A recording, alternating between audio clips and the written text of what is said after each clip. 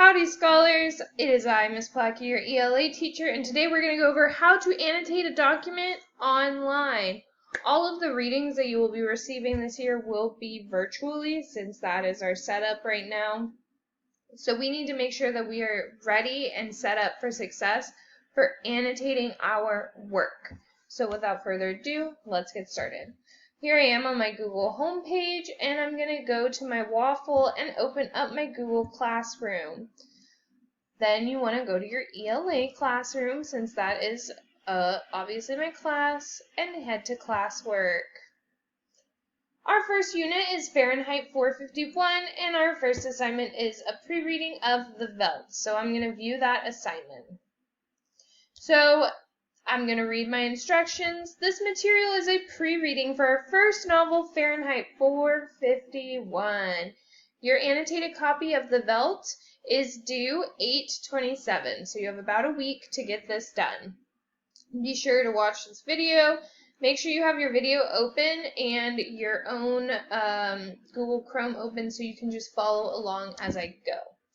So you want to open the reading under your work and annotate for CMPSLL. You guys already know these as thinking jobs. So who are the characters? What is their motivation? What is their problem? What is the solution? And what is the lesson learned? Also, we want to keep in mind what the central idea of this story is. So let's go ahead and open her up.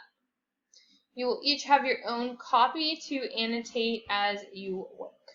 So before we even get started, I'm going to look at the first title, The Veldt 1950 by Ray Bradbury. Now, the Veldt is a really weird word. I've never heard of it before, so I'm going to actually do a quick little search. I'm just going to look up Veldt dictionary,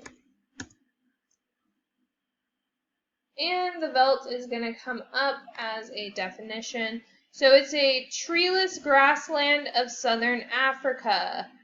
And if I want to look up some pictures, I can do that too. So if I just look up Veldt, I can see images. So when I'm thinking of the Veldt, I'm going to think of this. Actually, this picture is specifically related to our story today. So keep that in mind.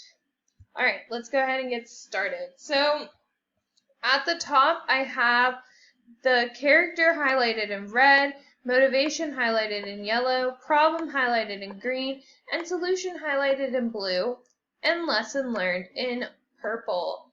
So you can change the colors of these, but this is what we're going to use to annotate as we go.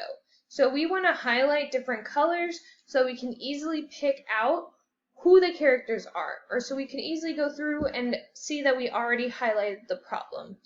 So that's what we're going to do today. Let's go ahead and get started on reading the first page.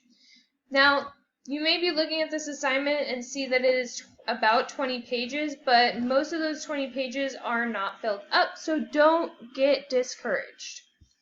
All right, George, I wish you would look at the nursery. Oh, George, that's already a name. So what I'm going to do is I'm going to highlight this by clicking and dragging my mouse across the name George. Then I will go up to this toolbar and go to where it says highlight color. Highlight color. It's next to the A. I'm going to click on it and it shows me all of these colors. I can see that character is red, so I'm going to click on red. And now George is highlighted. So I already know one of my characters. Let's continue. George, I wish you'd look at the nursery. What's wrong with it? I don't know. Well then, I just want you to look at this, is all. Or call a psychologist to look at it. What would a psychologist want with a nursery?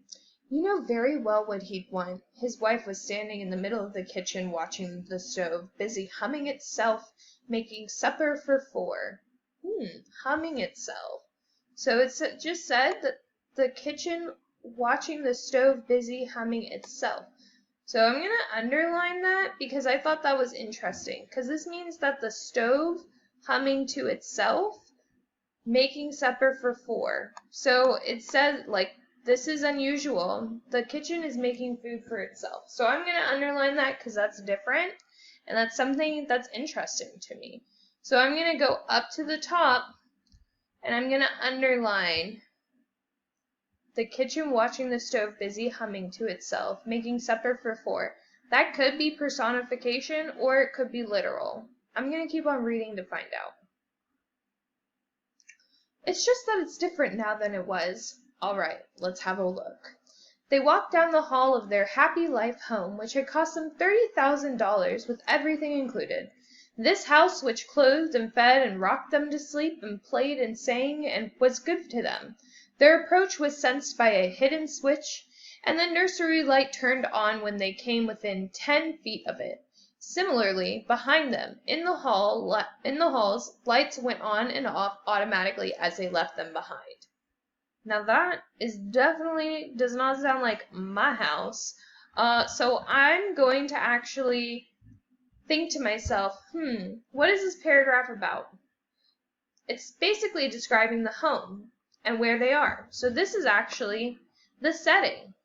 So I'm going to get my cursor, drag it across, and highlight this whole section. And then when I highlight the whole paragraph, I can see over to the right, there's this little add comment button. I'm going to click on it and write setting. Now, I could just write setting, or I could write a little bit more about what I think is I can infer from this setting. So the house clothed and fed and rocked them to sleep and played and sang and was good to them.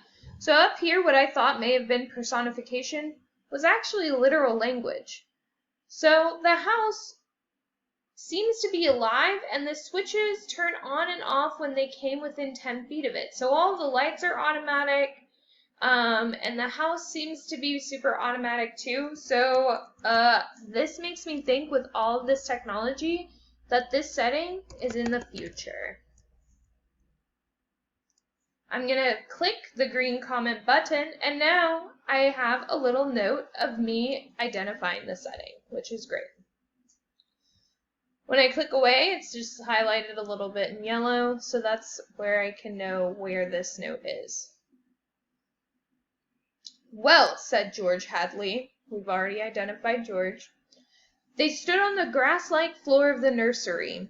It was 40 feet across by 40 feet long and 30 feet high. It had cost half again as much as the rest of the house.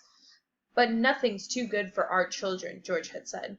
The room was silent and empty. The walls were white and two-dimensional. Now, as George and Lydia Hadley, there's a new name. I'm going to highlight it.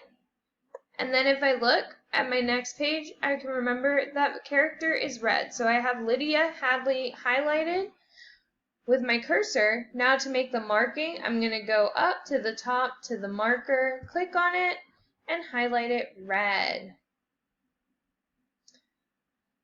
So now as George and Lydia Hadley stood in the center of the room, the walls made a quiet noise and seemed to fall away into the distance.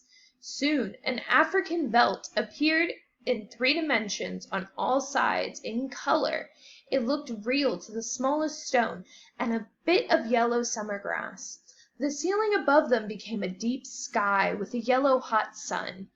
George Hadley started to sweat from the heat. Let's get out of this sun, he said. This is a little too real, but I don't see anything wrong. So that is our first reading and just a quick little tutorial of how to highlight and make comments. I will make another video where I read the entire document and go through some annotations as well. At the bottom, once you have finished reading this, at the very bottom, there is some questions for you to go and synthesize your notes. So make sure that you are answering these questions down at the bottom of your story. Good luck. Send me an email if you need anything, and be sure to read this super cool and kind of creepy story.